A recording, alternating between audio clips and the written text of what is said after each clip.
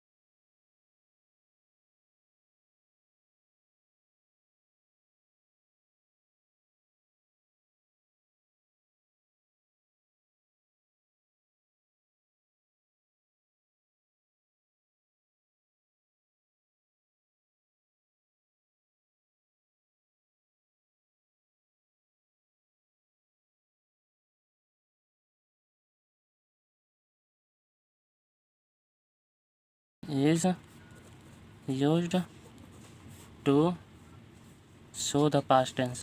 Show the past tense.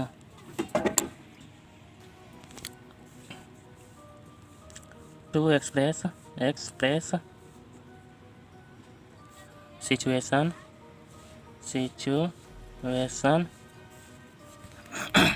to express situation या position, state, condition, information about somebody,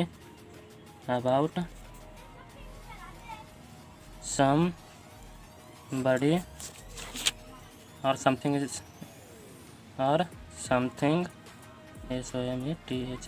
something in the past। दोस्तों, सबसे पहले हम आवाज़ और वर्ग का मतलब समझेंगे। तो WAS आवाज़ का मतलब होता है था या थी, और वर्ग का मतलब होता है थे। जैसा कि दोस्तों, आपको सुनने में लग रहा था कि आवाज़ में था या थी, मतलब इसमें एक वचन का में बोध होता है, और वर्ग में देखिए थे मतलब बहुत सारे थे, तो यहाँ पे प्लूरल का बोध हो रहा है। तो आवाज़ का हम प्रयोग करते हैं। आवाज़ का प्रयोग आपका हो जाता है आज में, ही, शी, इट या अदर्स नेम। जैसे राम, सीता, ETC। और वर्ग का प्रयोग से आप देख ही रहे हैं कि इसमें प्लूरल का बोध होता है, तो इसका हो जाएगा you, we, they, others names, NAMES। जैसे Ram and Sohan, Geeta and Bobby ETC। ठीक है दोस्तों, आपने यहाँ तक तो समझ लिया कि आवाज़ और वर्ग का प्रयोग कहाँ होता है। तो आवाज़ का प्रयोग हम करते हैं सिंगुलर के साथ, जहाँ पे हमें एक का बोध होता है, जहाँ पे हमें लगे कि वह अकेला है। और वर्ग का प्रयोग करते हैं हम प्लूरल के साथ, जिसमें हम बहुत सारे होने का बोध होता है। हम वर्ग का प्रयोग बहुवचन के साथ करते हैं, प्लूरल के साथ करते हैं। हम इसी तरह से आगे बढ़ते हैं।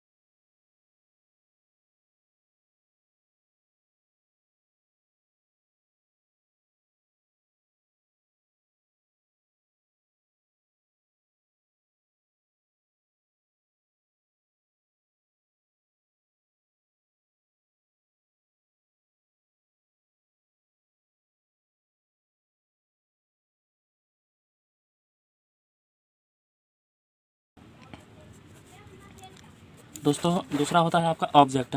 किसी भी सेंटेंस को बनाने के लिए उसमें सब्जेक्ट और ऑब्जेक्ट महत्वपूर्ण योगदान देते हैं। तो आपका दूसरा आ जाता है ऑब्जेक्ट। इसका मतलब होता है आपका कर्म। तो कर्म हम किसे कहते हैं? तो कर्ता या सब्जेक्ट का प्रभाव जिस पर पड़े, का प्रभाव जिस पर पड़े उसे हम दोस्तों कहते हैं कर्म। और इसे पहचानने का एक और तरीका है, इसका पहचान होता है पहचान। यदि वाक्य में क्या, कहाँ, किसे, कैसे, किसको, से उत्तर प्राप्त हो वही ऑब्जेक्ट होता है। ऑब्जेक्ट होता है। दोस्तों सब्जेक्ट में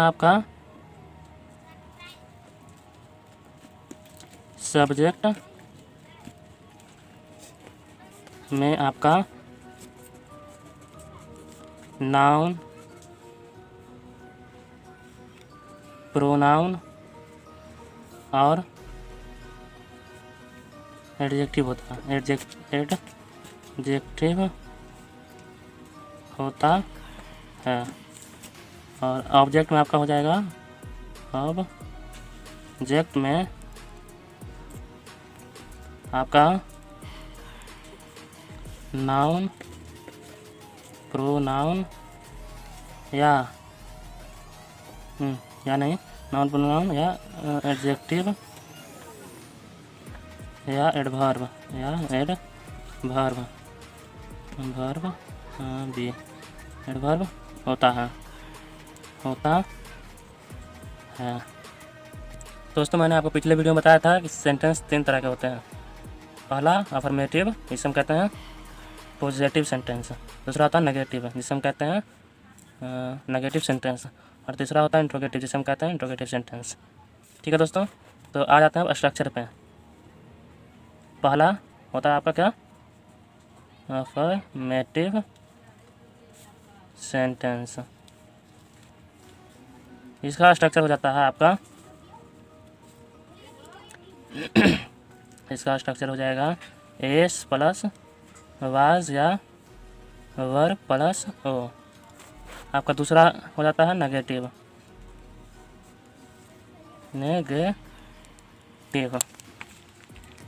तो नेगेटिव सेंटेंस दोस्तों, इसका स्ट्रक्चर आपका हो जाता है बिल्कुल अफर्मेटिव की तरह रहता है, बस एक नोट को ऐड कर देते हैं। एस प्लस वाज या were plus not plus O. और दोस्तों मैंने आपको बताया था कि इंट्रोगेटिव 4 तरह के होता है ना, इंट्रोगेटिव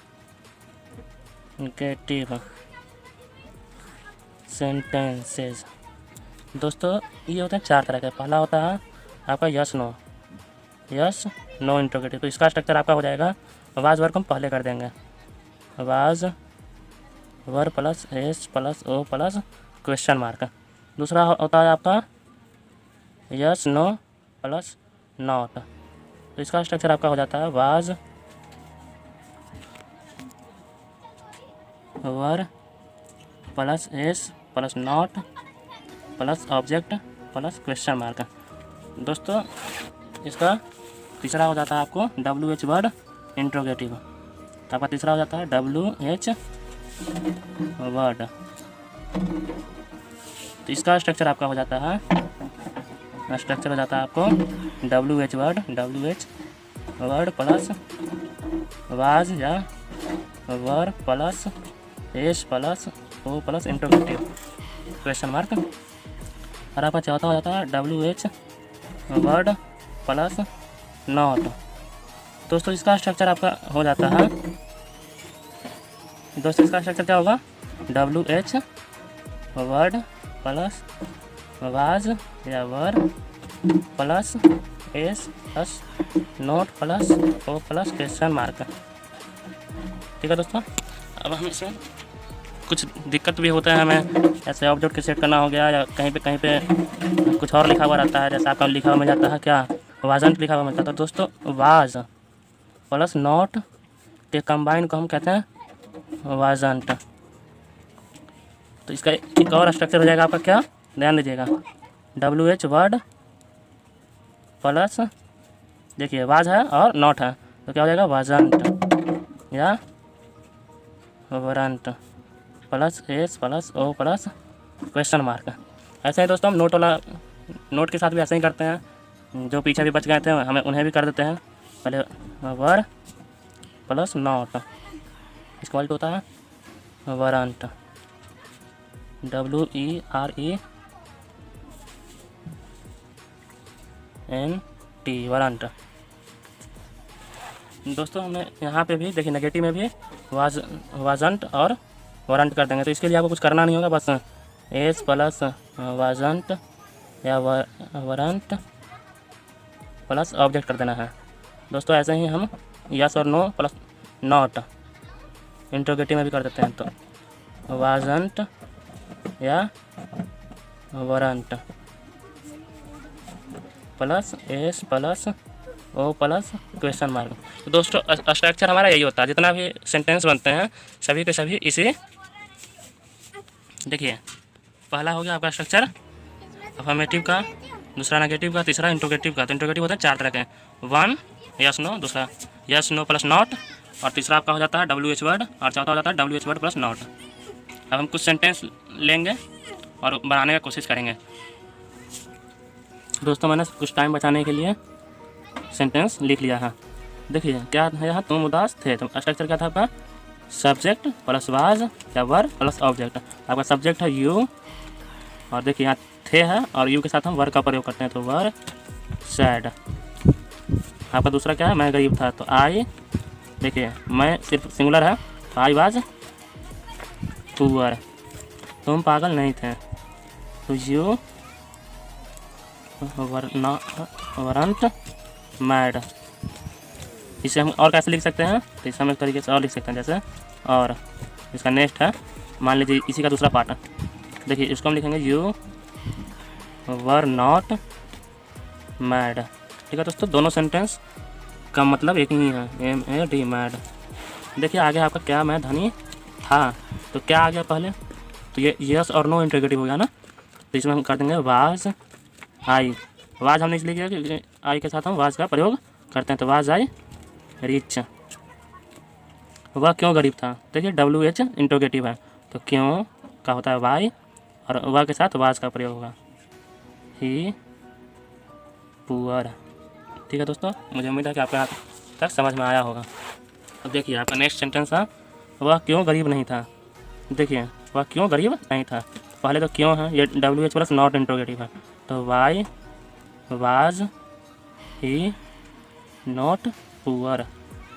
और इसका बताया था ना आपको मैंने कि वाज और नॉट दोनों को हम कंबाइन करके भी लिखते हैं, इसे हम दूसरे तरीके से लिख सकते हैं, वाई वाजंट ही पुअर। दोस्तों हम इतना जानते हुए भी कभी कभी गलत कर देते हैं ऑब्जेक्ट सेट करने में। तो ऑब्जेक्ट सेट करने का आपको मैं तरीका बताता हूँ।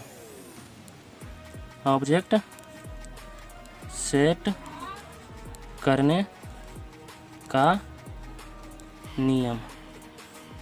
दोस्तों ऑब्जेक्ट कभी बहुत ज़्यादा लंबा हो जाता है, उसको सेट करने का एक खास नियम होता है, जो कि मैं आपको अभी बताऊंगा। देखिए ऑब्जेक्ट सेट करने का नियम क्या होता है, क्या था, उसके बाद कहाँ था या थे, जो भी हो, ठीक है, क्यों था, क्यों था या थे। इसके आगे आपका हो जाता है किसके साथ था, किसके साथ था या थे, कैसा था, कैसा था या थे, और कब था, कब था या थे। ठीक है दोस्तों, ये ऑब्जेक्ट सेट करने का नियम हो गया। ये था थे जो है, इसके जगह आपका क्या है प्रेजेंट टेंस में हो जाएगा, क्या है, कहाँ है, क्यों है, किसके साथ है, कैसा है और कब है। फ्यूचर में आपका क्या हो जाएगा, क्या रहेगा, कहाँ रहेगा, क्यों रहेगा। बस ये सभी के सभी अपने जगह पे ही रहते हैं, बस ये जो हेल्पिंग वर्ब है, हेल्पिंग वर्ब चेंज हो जाता है।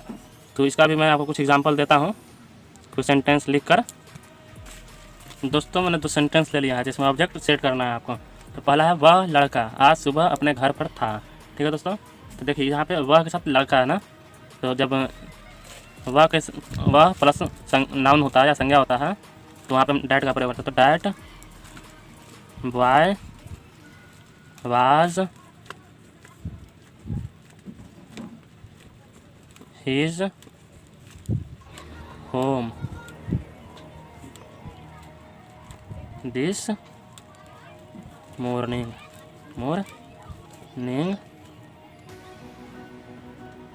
ठीक है दोस्तों, और नेक्स्ट आपका क्या हो जाएगा, रमा और मैं सोमवार को 5 बजे वशिष्ठ के साथ दिल्ली में थे। तो यहाँ आपका हो जाएगा Rama and I, Rama and I. देखिए रमा और मैं हो गया। अब कहाँ क्या था वो लोग, पता नहीं कहाँ था, ये तो पता है हमें। तो हम लोग कहाँ पे थे, ध्यान दीजिएगा, दिल्ली में थे। तो दिल्ली में थे और किसके साथ थे, वशिष्ठ के साथ है। इन्हीं सब को हमको देखना है। तो किसके कहाँ है, तो इन, देखिए क्या के बाद कहाँ, फिर क्यों, तो क्यों का तो इसमें कोई बात ही नहीं है। और किसके साथ है, तो देखिए कहाँ के बाद, तो इन दिल्ली। दोस्तों नाम बड़ा में लिखते हैं, दिल्ली विथ, किसके साथ हैं, देख रहे हैं आप, हम लोग तो कोची पर तो डाला है नेट पर, कोची पर दोस्तों हम लोग वशिष्ठ के साथ है तो लिखेंगे विथ वशिष्ठ। ठीक है, और उसके बाद कब है, क्योंकि किसके साथ के बाद कैसा का तो कोई यहाँ पे जवाब नहीं दिया है, तो कब है, तो कब को हम लास्ट में, तो टाइम को हम छोटे रेशियो से लिखना चालू करते हैं। तो at 5 o'clock on Monday, MONDAY Monday. ठीक है दोस्तों, आप यहाँ तक समझ गए। दोस्तों अब हम इसके आगे बढ़ते हैं। तो हमारा इसके आगे का जो मैटर है, देखिए एक का मतलब first person, FIRST first person, 2 का मतलब सेकंड पर्सन, 3 का मतलब थर्ड पर्सन। अब देखिए जब गुड सेंस में हमारा बात होता है, यदि वाक्य में बुरी बात या गलती, ठीक है, देखिए यहाँ पे गुड सेंस और बैड सेंस दोनों के अनुसार प्रोनाउन, अगर देखिए इसका हम उपयोग कब करते हैं, जब एक साथ बहुत सारे प्रोनाउन हों, जैसे मैं, तुम और वह एक चोर था। तो दोस्तों यहाँ पे चोर था, कोई चोर होना तो अच्छा बात है नहीं, तो ये हमारे लिए बैड सेंस है। तो बैड सेंस के लिए हम जब बुरी बात या गलती या कोई भूल स्वीकार करने की बात हो, स्वीकार करने की बात हो, तो हम उसे 1 2 3 लिखेंगे। ठीक है दोस्तों, तो 1 2 3 का मतलब क्या हो गया, 1 2 3 का हम इस्तेमाल कब करेंगे, जब बैड सेंस हो। अगर गुड सेंस रहने पर 2 3 1 का प्रयोग करेंगे। 2 3 1 का प्रयोग कब करेंगे, गुड सेंस होने पर। ठीक है दोस्तों, मुझे उम्मीद है आप समझ गए होंगे। इसके अनुसार हम कुछ सेंटेंस ले लेते हैं, सेंटेंसेस, या फिर हम कहें सीधे कि एग्जाम्पल ले लेते हैं। दोस्तों मैं 2 से 3 लूँगा और उसके बाद आपको बताऊंगा कि कहाँ पे बैड सेंस कहाँ पे गुड सेंस लगाना है। देखिए दोस्तों, वह, तुम और मैं अच्छे मित्र थे। तो मित्र होना तो कोई बुरा बात है नहीं, तो इस सेंस में हम क्या इस्तेमाल करेंगे, देखिए ये गुड सेंस है, ये बैड सेंस नहीं है। तो 2 3 1, देखिए फिर आगे आते हैं, तुम, वह और मैं अपराधी थे। तो अपराधी होना तो बैड, गलत बात है। तो यहाँ 1 2 3, देखिए वे लोग, तुम लोग और हम लोग जेल में एक साथ हैं, तो जेल जाना कोई अच्छा बात है नहीं, तो ये भी बैड सेंस में आ जाएगा। मैं, तुम और वह समझदार थे, तो गुड सेंस है, तो 2 3 1। अब हम इसे बनाने का कोशिश करते हैं। तो देखिए सबसे पहला है कि वह, तुम और मैं समझदार अच्छे मित्र थे। वह, तुम और मैं अच्छे मित्र थे। तो देखिए पहले आ जाता है यू, फिर आ जाएगा ही and I were good, FRIEND, good friend. फिर नेक्स्ट आपका क्या, तुम, वह और मैं अपराधी थे। तो देखिए दोस्तों अपराधी थे, बैड सेंस था। यहाँ पे 1 2 3 करके बनाएंगे। तो पहला क्या है आपका, फर्स्ट पर्सन है आई, सेकंड पर्सन है you and he were criminals. अब दोस्तों आगे बढ़ते हैं। वे लोग, तुम लोग और हम लोग जेल में एक साथ थे। ठीक है दोस्तों, तो वे लोग का क्या, देखिए यहाँ पे 2 बैड सेंस है, तो 1 2 3 करेंगे। तो एक कहाँ है, हम लोग है फर्स्ट पर्सन, एक का मतलब फर्स्ट पर्सन, तो वी, फिर सेकंड पर्सन, 2 का मतलब second person, we you and they, THEY, they were in jail together. ठीक है दोस्तों, अब हम आगे बढ़ते हैं। मैं, तुम और वह समझदार थे। देखिए दोस्तों ये गुड सेंस है, तो गुड सेंस मैंने आपको बताया था कि 2 3 करके बनता है। तो बस सेकंड पर्सन है यू, थर्ड पर्सन है ही एंड आई वर, समझदार का होता है इंटेलिजेंट। ठीक है दोस्तों, मुझे आपसे उम्मीद है कि आपने ये वीडियो लास्ट तक देखा होगा और इंग्लिश को अच्छे से समझा होगा। दोस्तों इस वीडियो को देखने के लिए आपका बहुत बहुत धन्यवाद। Thank you.